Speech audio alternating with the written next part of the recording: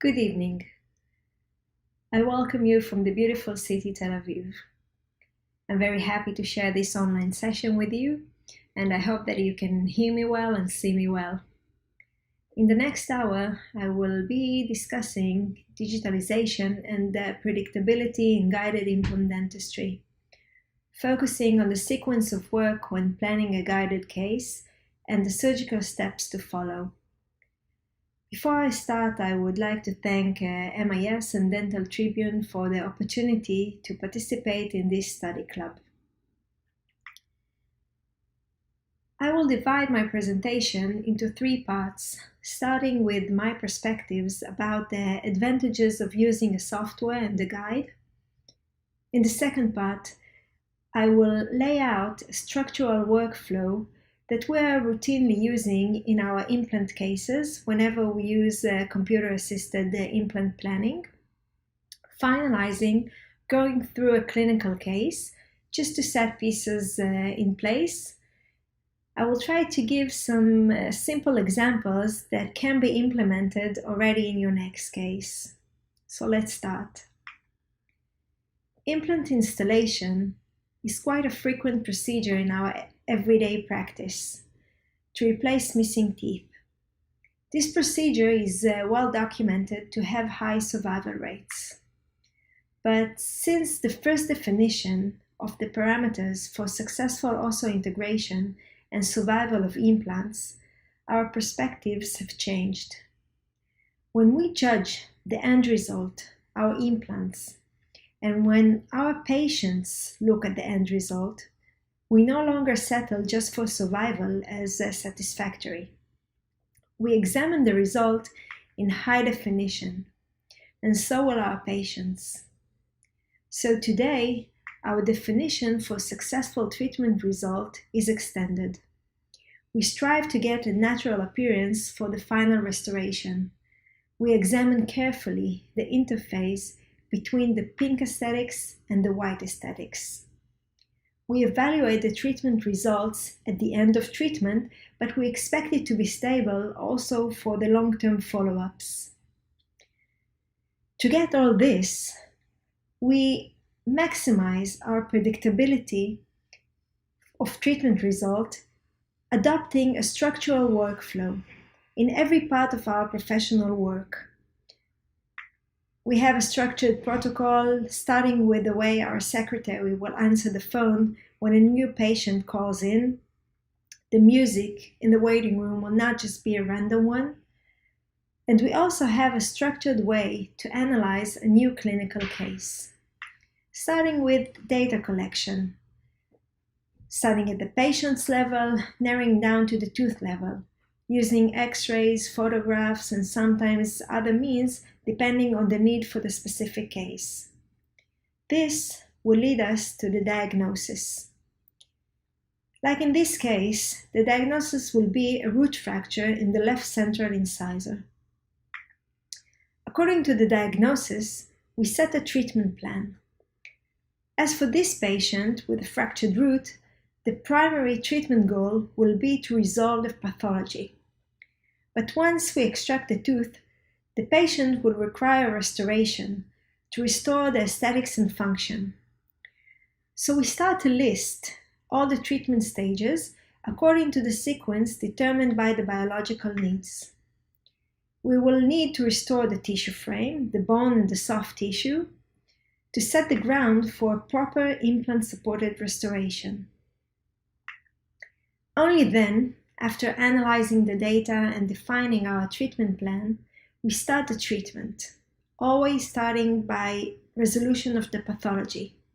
We extract the fractured root. Usually, after the extraction, we can expect a damage to the bone envelope. Depending on the duration of the inflammation developed around the fracture and the width of the buccal plate, especially the buccal bone, the thinner the bone walls are, the longer time the patient will have the pathology and related inflammation, the more extent the lesion in the bone will be. We clean the bone surface from soft tissue remnants and augment the bone to restore the tissue frame. Now, considering the pink aesthetics, we know that creating an aesthetic result will require a restoration of the bone frame and the soft tissue dimensions.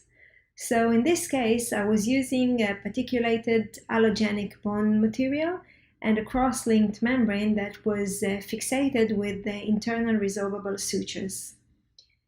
But since I work within the bone envelope, then the prognosis of this bone augmentation is quite good.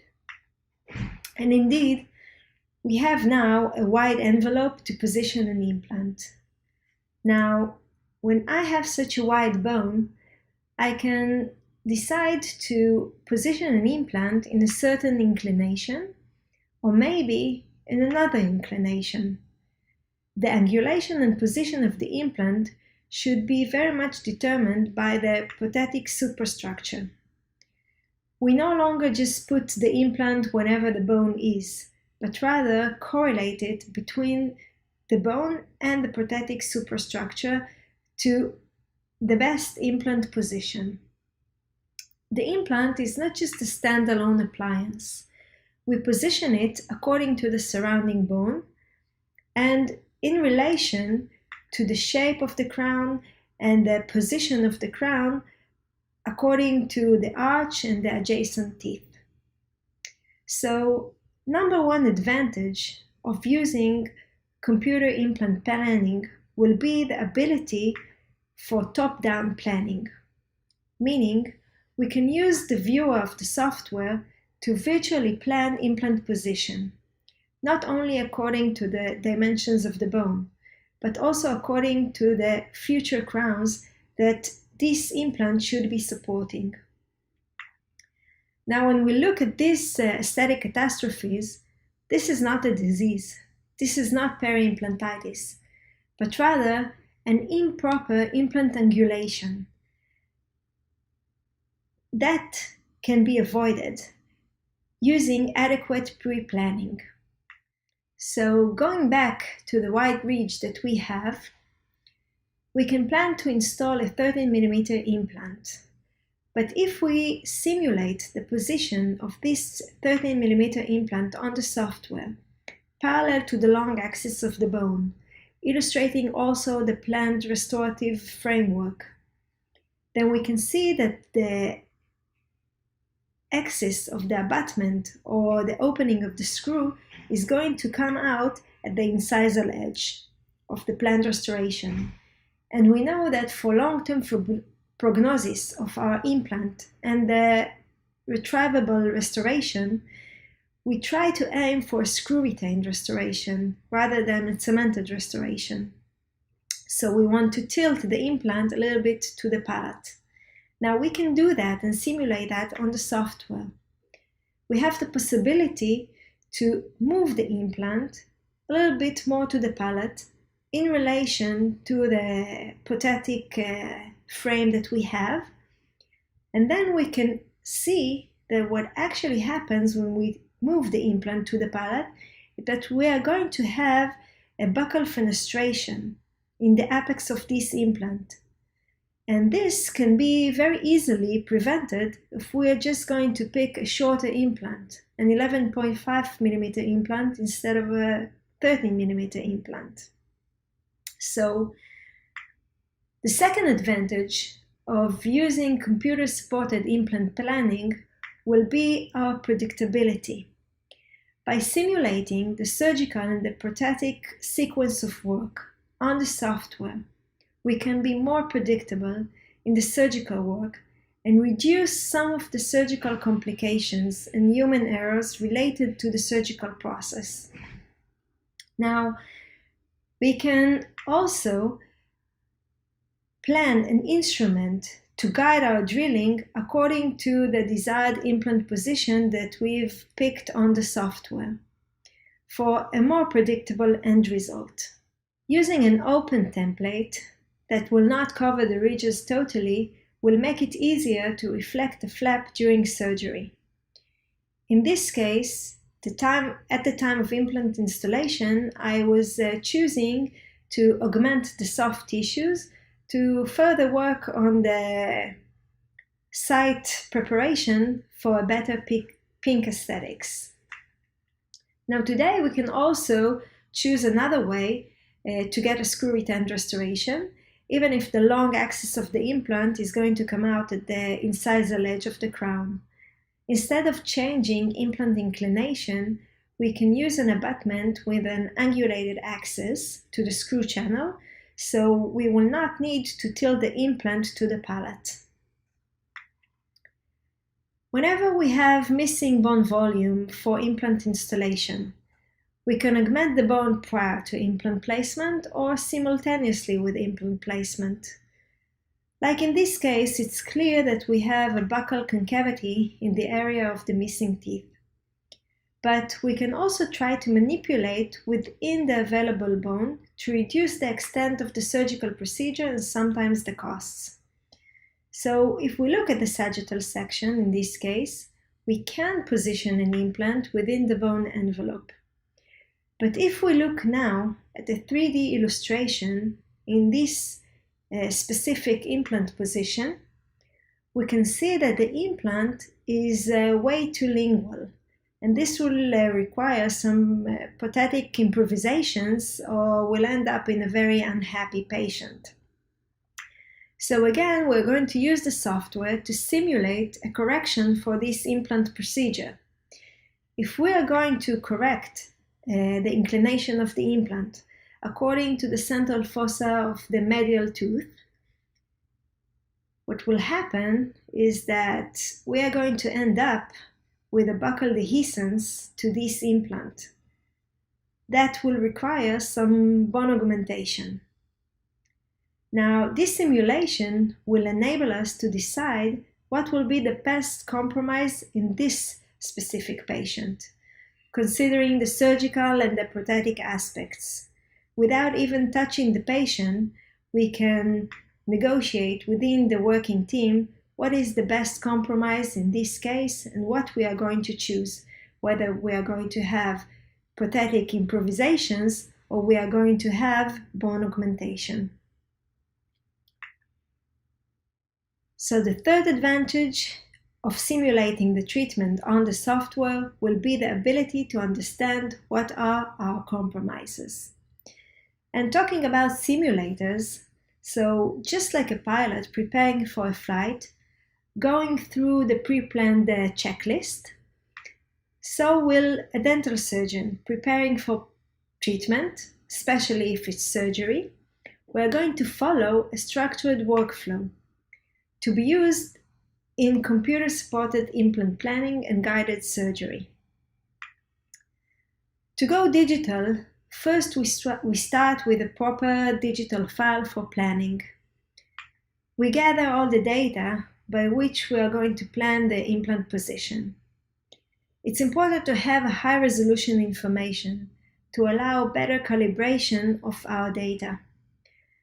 This part of data collection is the most important part to get an accurate end result.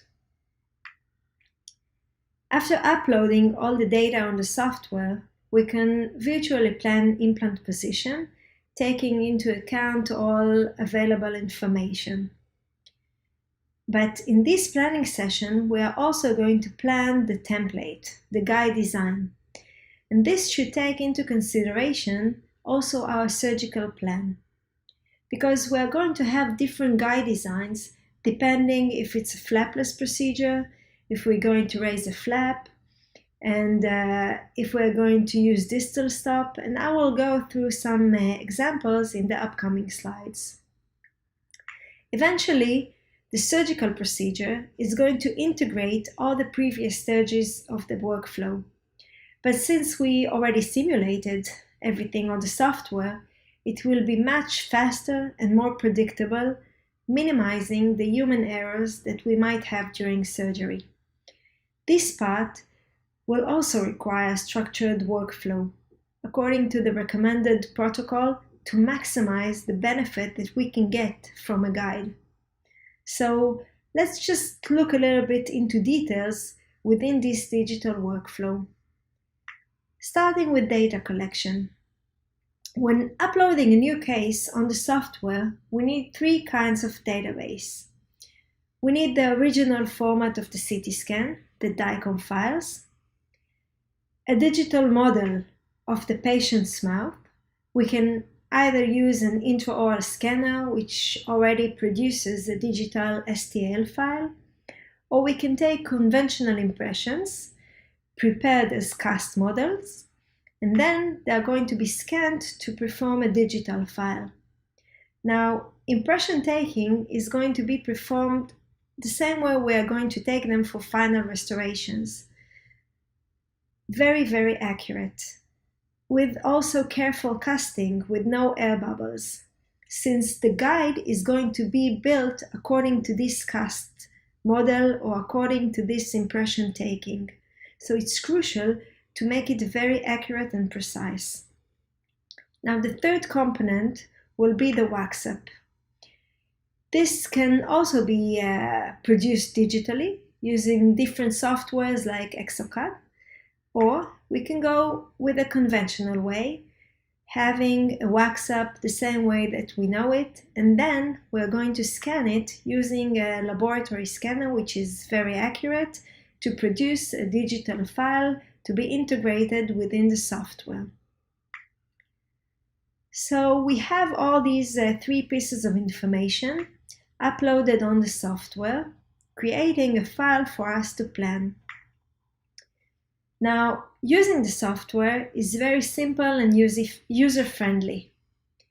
We have the bone imaging from the CT scan. We have a digital model that we took from the impressions or scanned from the cast model. And in this case, we had also a digital wax-up. We choose on the screen the position of the implant that we are going to place. Here we are going to place an implant in the missing second premolar, opening a dialog box to pick the implant dimensions, length and width. And now we just start to move the implant in space according to the available bone and the wax-up. We can change it in the bacolingual dimension, in the mesiodistal dimension. We can relate it to the available bone and also to the frame of the restoration, future restoration. And we can easily change the dimensions of the implant on the software if we initially picked improper ones. Like in this case, we're going to shorten the implant, not to get into the maxillary sinus. Now, when we have all implants planned, we can virtually create a template, a guide, to guide our drillings into the correct position and angulation of the implant as we plan them on the software. This virtual instrument can be printed in a 3-dimensional printer to become a real instrument to be used during surgery. Of course, this is being fabricated from a biocompatible material. We will design the guide to be very stable on the teeth and on the tissues, because if it's going to be moving or rocking, then we cannot count on the end result. We cannot count on it to drill our guides to the correct position of the implants as we plan them on the software. So calibration going from the software back into the patient's mouth is going to be very important. We are going to design the guide according to the anatomical situation and according to the treatment plan. If we are going to be supported only by teeth, then the guide design will be quite simple. If we plan to manage a flap during surgery, then we can design the part that is going to be reflected as floating above the area of the flap manipulation. In fully dentulous cases, we are going to have full support from the soft tissues, but most of the cases we have partially with teeth and partially edentulous. Usually the posterior teeth are going to be missing, And in these cases, we are going to have some tissue stops at the distal part of the guide. Now, the position of these tissue stops is going to be picked according to the surgical plan. If we are going to reflect the flap, then we are just going to position these distal tissue stops further away from flap reflection. And we should also take into consideration the anesthesia when we are going to perform it, because we don't want to change tissue volume in the area of these tissue stops. It's crucial to make sure that the guide sits in place in a very stable way. It should have a stable positive sit on the teeth. And if we have just the slightest rocking on the teeth, then we need to go back to the stage of impression taking. Because whenever we have improper impression, then we might have a problem of improper positioning of the guide.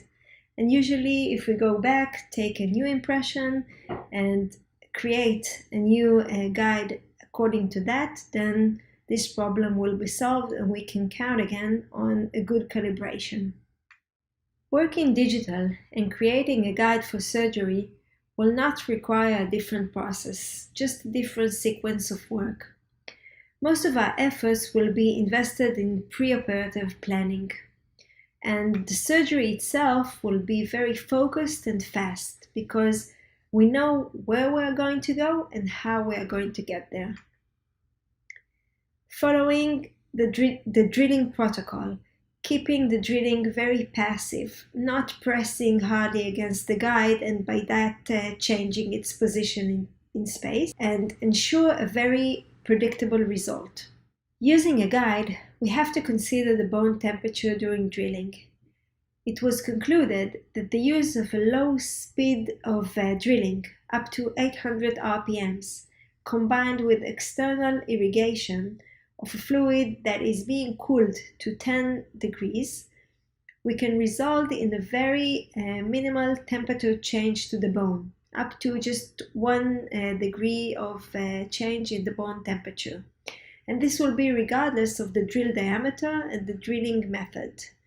Now, if we are going to use an open guide, that will improve our ability to reach the bone with a cooling solution, of course, we can prevent even further from overheating of the bone.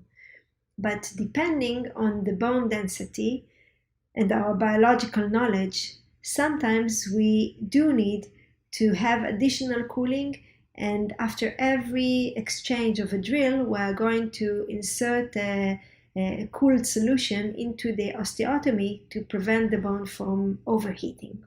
After describing our structured digital workflow to be predictable when choosing computer-supported implant planning and guided surgery, let's just summarize all of this through a clinical case.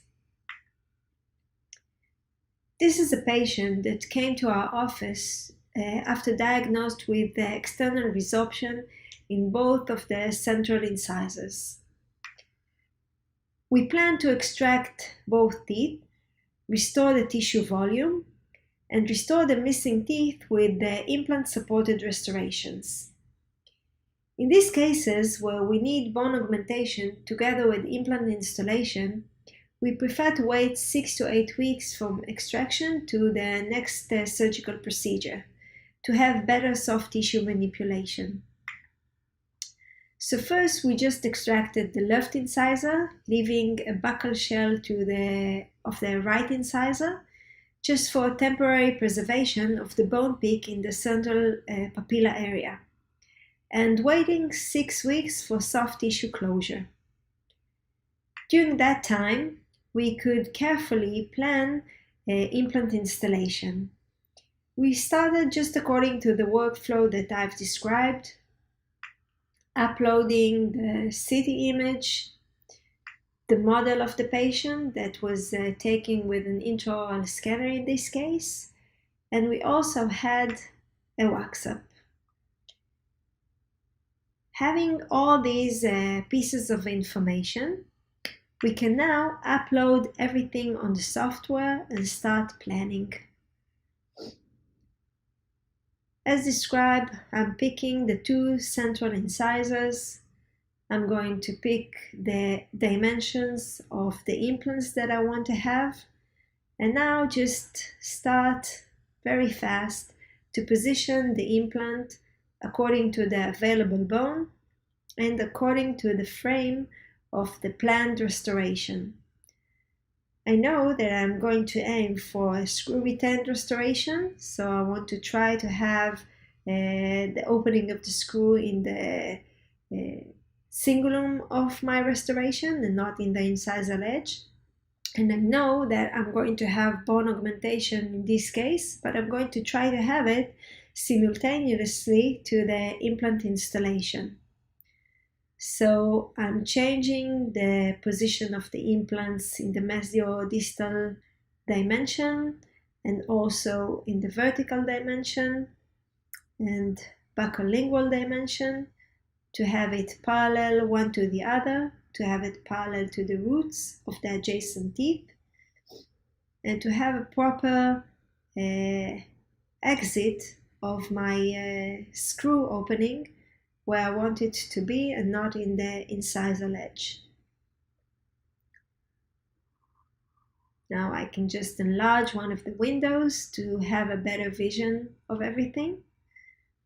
And once I'm happy with the end result of my planning, I can also check the position of the abutments and plan a template, a guide, that will position my implants in the correct angulation and position during surgery.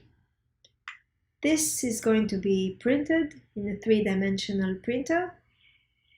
You can also see the stops that we created on the laterals to prevent from the guide to rock to the buccal aspect when we are going to press against the guide during drilling. And since the whole framework of the guide is going to be floating and open, I can clearly see the bone while drilling and make sure that I'm in place, double checking my planning also during drilling. So eventually the surgery itself goes very fast. And I'm also inserting the implants through the guide. This gives me an advantage of keeping my axis also while inserting the implants. And eventually my end result is going to be very predictable, just as I planned it to be. Now, as I knew from the beginning, I'm going to have a very big dehiscence for both implants, so I'm going to have bone augmentation at the same procedure, again using allogenic particulated material and a collagen membrane that is going to be fixated with internal sutures. Now, after healing, I'm going to have a wide envelope of bone and soft tissues that we can start on working on the wide aesthetics. What can we expect when we are using a guide? If we look at the literature, then the numbers are quite acceptable. To make it better, it will be very much depending on the precision in our work during the data collection, the planning, and the surgery itself. We know that each case presents with its own unique challenges, since every case is different, starting with the patient demands, going through the biological requirements that will demand a customized treatment plan. But despite this, I would like to conclude drawing some guidelines to follow when we consider computer-assisted implant planning. Today, dentistry is no longer just a one-man show. We work in a team. where each member of the team performs within the scope of his or her speciality. And also we look at the treatment as multidisciplinary, meaning that each part in the treatment will prepare the basis for the next step. And all steps will fit together to create a full detailed picture. So one of the basic concept of having a predictable long-term result will be to plan implant position according to the prothetic superstructure. We're going to use the software to simulate the surgical treatment plan. Rehearsing and practicing our cases will improve the result in the real-time test during surgery. Turning our case through this simulation will reveal problems needs to be solved and compromises needs to be made. So we are going to negotiate these compromises prior to setting the final treatment plan. We're not just going to deal with covering our mistakes after they are already being done, but we are just going to try to prevent them by proper planning. Now, despite the differences in each case and the constant need for improvisations in our clinical work, it is very important to keep a structured workflow. We're not just going to take shortcuts. There is an importance for every step to set a proper basis for the one to follow. Adopting a digital workflow will integrate the use of new technologies, new instruments, scanners, guides, digital articulators, and so on. New technologies, new instruments, and other innovations should be adopted, but with respect to prior knowledge, keeping the biological principles. Now, keeping these two principles will ensure a predictable result, both mechanically and biologically. With this, I would like to thank my team members for our daily fruitful collaboration, and to thank you for listening for this presentation. I hope you've enjoyed it, and let's see now if there are any questions.